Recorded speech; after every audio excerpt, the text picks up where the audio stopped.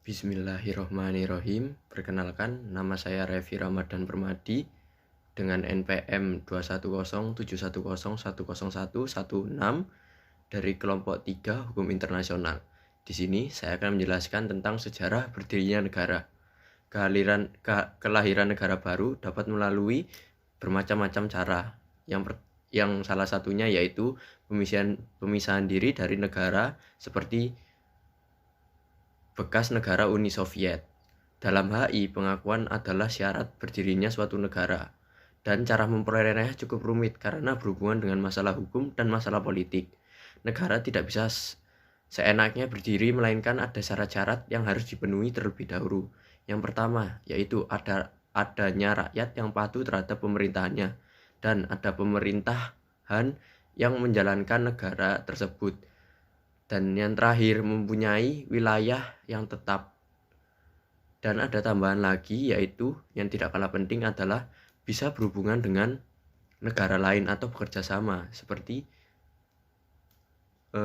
membangun negara tersebut agar lebih maju.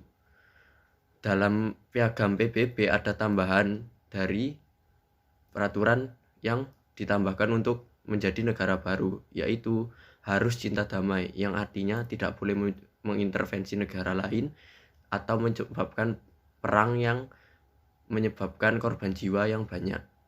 Hukum internasional juga menghormati peranan penting negara tersebut yang diterapkan terhadap integritas dan kedaulatan, yang artinya negara-negara lain yang mengakui kedaulatan atau kemerdekaan negara tersebut tidak boleh mengintervensi negara yang baru berdiri tersebut. Sekian penjelasan sejarah berdirinya negara. Terima kasih. Assalamualaikum warahmatullahi wabarakatuh. Sebelumnya, perkenalkan, nama saya Raffi Dwi Arliansyah dengan NPM 210710102223 dari kelas C dari kelompok 3. Di sini saya akan menjelaskan istilah bentuk negara. Dalam kepustakaan Indonesia dikenal dengan istilah bentuk negara dan pemerintahan, di mana Belanda mengenalnya dengan istilah Staatvormen. Dalam bahasa Indonesia, stat diartikan sebagai negara, sedangkan vorme diartikan sebagai bentuk. Dengan demikian, Staatvorme ialah bentuk negara.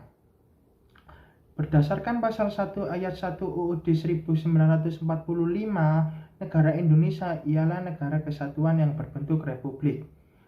Baik, demikian atas penjelasan yang singkat ini saya akhiri. Wassalamualaikum warahmatullahi wabarakatuh.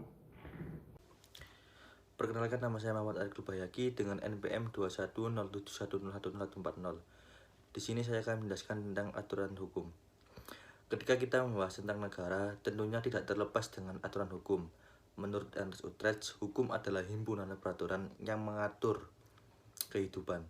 Peraturan di sini dapat berupa perintah atau larangan yang mengatur suatu masyarakat dan harus ditaati oleh seluruh masyarakat tersebut. Fungsi utama hukum adalah untuk menertibkan serta mengatur masyarakat. Harapannya, hukum dapat menjadikan suatu lingkungan hidup menjadi aman dan tentram. Semua aturan hukum yang berlaku dapat dikatakan bersifat memaksa. Dapat dikatakan memaksa karena hukum dapat memaksa seluruh lapisan masyarakat agar mentaati peraturan tersebut dan wajib dipatuhi. Apabila dikaitkan dengan permasalahan internasional, aturan hukum ini sangat berperan penting. Hukum internasional adalah hukum antar bangsa yang digunakan untuk menunjukkan pada kebiasaan dan aturan hukum yang berlaku dalam hubungan antar penguasa dan menunjukkan pada kompleks kaidah dan asas-asas yang mengatur hubungan antara anggota masyarakat bangsa-bangsa. Menurut pasal 38 ayat 1 Piagam Mahkamah Internasional menyebutkan 4 sumber hukum internasional yang dapat menyebabkan aturan hukum internasional. Yang pertama, perjanjian internasional. Yang kedua, kebiasaan internasional. Yang ketiga, asas hukum yang diakui oleh negara-negara beradab. Yang keempat, putusan-putusan pengadilan dan ajaran-ajaran para ahli sebagai sumber tambahan untuk menentukan aturan hukum. Sekian, terima kasih. Di sini saya Diara Mani Arofa dengan PM 163 akan menjelaskan tentang atribut negara. Atribut negara merupakan bentuk yang primer dari identitas nasional yang merupakan suatu penanda atau jati diri suatu bangsa yang bisa menjadi pembeda ciri khas bangsa satu dan bangsa yang lain. Nah, setiap bangsa mempunyai atribut negaranya sendiri-sendiri. Atribut negara juga sebagai perwakilan dan identitas pada ranah internasional yang atribut itu sendiri mencerminkan negaranya dan berbeda dengan negara yang lain. Nah, di negara kita sendiri, atribut negara ada Pancasila, yakni sebagai ideologi bangsa, yang juga ada diatur dalam Undang-Undang Republik Indonesia Nomor 24 Tahun 2009 tentang bendera, bahasa, dan lembaga negara, serta lagu kebangsaan. Di pasal 2 bab 1 ketentuan umum dikatakan bahwa pengaturan bendera, bahasa, dan lambang negara serta lagu kebangsaan sebagai simbol identitas, wujud eksistensi bangsa dan negara kesatuan Republik Indonesia. Perkenalkan, nama saya Nabila Wahyu Maulidia dengan NPM 210710100120. Cara perolehan wilayah. Wilayah merupakan salah satu unsur penting untuk menunjukkan adanya kekuasaan tertinggi dan eksklusif suatu negara dalam batas-batas wilayahnya.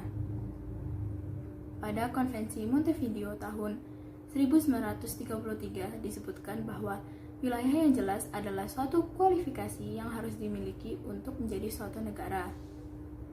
Setiap negara memiliki kemungkinan untuk menambah atau memperluas wilayahnya. Menurut hukum internasional, cara penambahan wilayah yang dibenarkan adalah dengan cara damai tanpa adanya kekerasan. Piagam PBB Pasal 2 Ayat 4 dengan jelas menyatakan larangan untuk menambah wilayah dengan kekerasan. Memperoleh wilayah tambahan dalam hukum internasional dapat dilakukan dengan cara okupasi atau pendudukan, akresi, preskripsi, kesi, dan aneksasi atau penaklukan.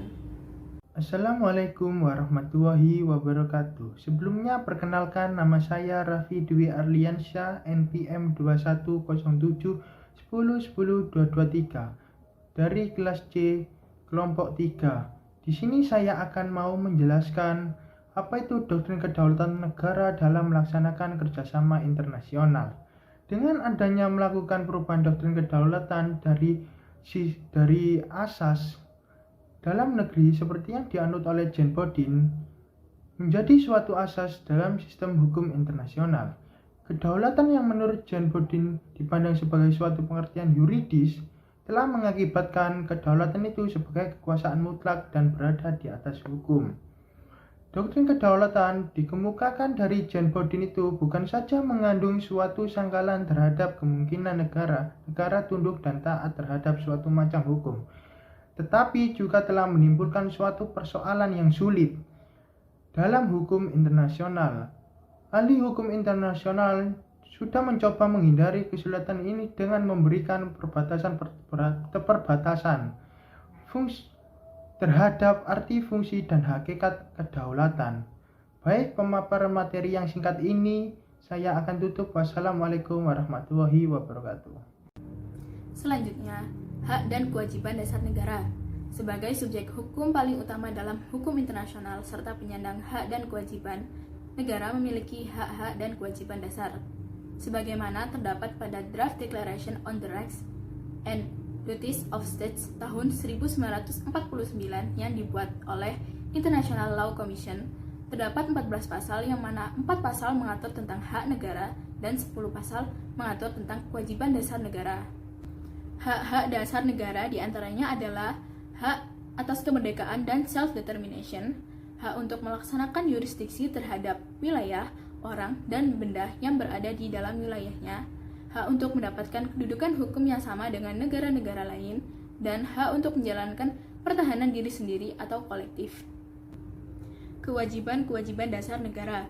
Negara sebagai subjek utama dalam hukum internasional juga memiliki kewajiban-kewajiban dasar, di antaranya kewajiban untuk tidak melakukan intervensi terhadap masalah-masalah yang terjadi di negara lain, kewajiban untuk tidak menggerakkan pergolakan sipil di negara lain, kewajiban untuk memperlakukan semua orang yang berada di wilayahnya dengan memperhatikan HAM, kewajiban untuk menjaga wilayahnya agar tidak membahayakan perdamaian dan keamanan internasional, kewajiban untuk menyelesaikan sengketa secara damai, kewajiban untuk tidak menggunakan kekuatan atau ancaman senjata, kewajiban untuk tidak membantu terlaksananya penggunaan kekuatan atau ancaman senjata, kewajiban untuk tidak mengakui wilayah-wilayah yang diperoleh melalui cara-cara kekerasan, kewajiban untuk melaksanakan kewajiban internasional dengan iktikad baik, dan kewajiban untuk mengadakan hubungan dengan negara-negara lain sesuai hukum internasional.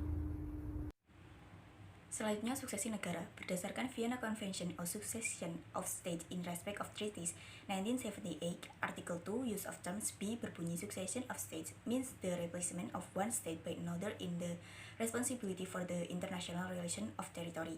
Nah, succession negara adalah perpindahan tanggung jawab dari negara satu ke negara lainnya yang berkaitan dengan praktek hubungan internasional dari wilayah tersebut yang berupa penggabungan, perpisahan, atau pembentukan negara baru yang dimana berakibat perubahan kedaulatan. Aturan terkait suksesi di hukum internasional diatur dalam beberapa sumber seperti Konvensi Montevideo 1933, Konvensi Wina 1978, dan Konvensi Wina 1983. Selanjutnya, macam-macam suksesi negara. Suksesi dibagi menjadi dua, yakni universal succession dan partial succession. Selanjutnya, prinsip-prinsip suksesi negara. Nah, terdapat beberapa teori dalam penentuan hak dan kewajiban sesudah suksesi negara. Yang pertama, Common Doctrine atau Universal Doctrine. Pada teori ini, sesudah suksesi negara, otomatis hak dan kewajiban predecessor state beralih ke successor state. Lalu yang kedua, Clean State Doctrine, yakni saat suksesi negara itu terjadi, successor state bisa memilih untuk beralih ke successor state atau tidak beralih, pick and choose. Lalu yang ketiga, teori yang ditentukan Konvensi Wina 1978 dan 1983. Berikutnya, akibat hukum dalam suksesi negara. Suksesi negara menimbulkan banyak akibat hukum, baik terkait perjanjian internasional, hutang negara, arsip negara, public property, private property, keanggotaan dalam organisasi internasional, dan terhadap keanggotaan terhadap claims, interest, dan delik.